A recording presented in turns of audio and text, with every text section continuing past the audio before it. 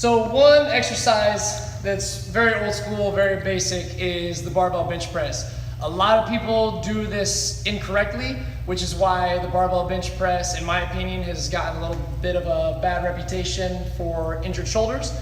The only time I see anybody injure their shoulders from the bench press is either from overtraining or doing it incorrectly. So a real quick description of how to do it correctly is you want to lay back on the bench. Okay, when I'm laying back on the bench right now, if I'm just in a relaxed position, a whole lot of my body is on the bench. What I want to do is I want to pull my shoulders back. I want to have my chest be big. So big chest, really exaggerate the size of your chest. Pull it up.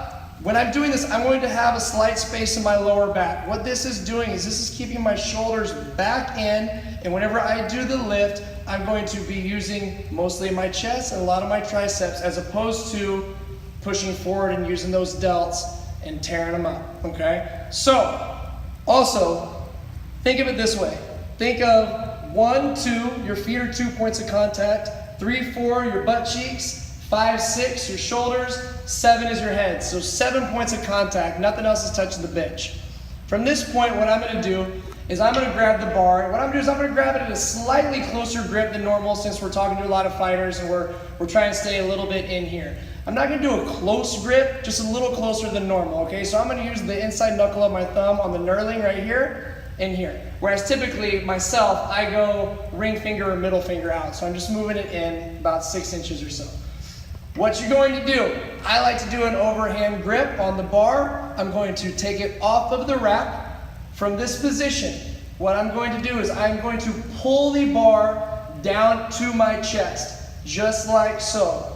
I'm going to pause on the chest, and I'm going to press up with speed. Now, notice my elbows.